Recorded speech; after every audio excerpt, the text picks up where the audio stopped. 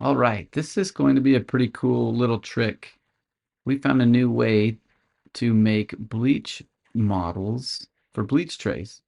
So we are going to show you how within Exocad you can modify the tooth surface just like as if you were putting acrylic onto the surface of the teeth to make the little wells for the suck down. So first you'll have to make your models. Once the models are made, then you can click on the model and modify the scan data, and you'll see that little free form window come up. And staying about a millimeter from the gingiva, you can change the size of your cursor and ultimately add thickness, just as if you were going to put acrylic on the surface of each tooth, staying about a millimeter away from the gingiva, adding probably a millimeter of thickness to the surface of each tooth, right up to the cuspal edge or incisal edge. And you'll see here, I'm just going to speed it up and add to the surface of each tooth. You can see in different views how we do that. Ultimately, we'll come back once we add and make a little well there, right? An elevated area, pretty uniform. We can smooth it out just on the surface of those of each tooth.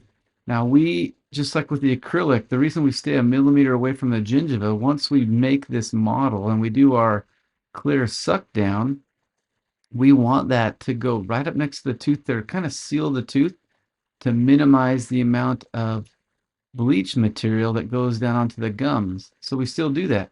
We add some thickness there, but we stay away from the gingiva, ultimately allowing us to create a seal to protect the gingiva from the bleach material, because a lot of people, when they put that bleach into the tray, gets down on the gums and it doesn't feel very good. It kind of burns the gums, actually bleach it white.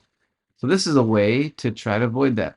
We always use a 2 millimeter mouth guard material that allow us to get a really sturdy, solid bleach tray.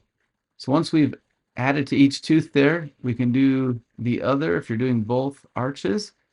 Once it's all the way done, then you would have one of those models open on the screen at a time, right click, and save as an STL file. So you just carefully thicken that surface. See how that's going? I'm not going really fast, even though when I speed up the playback, it looks like I'm going that fast. If you want to go that fast when you're steady and able to do so, then you could, but ultimately you just need to go slow, make a little well enough that some bleach material can get down in there. Again, staying away from the gingiva. You saw how we did that again. I'll review one quick time. Once you click on the model, you right click it and ask to modify the scan data there.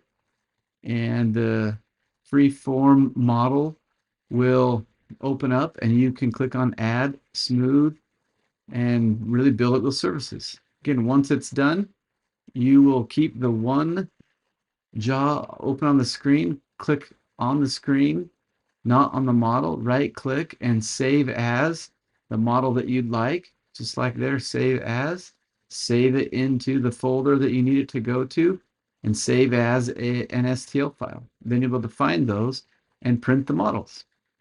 Pretty easy to do.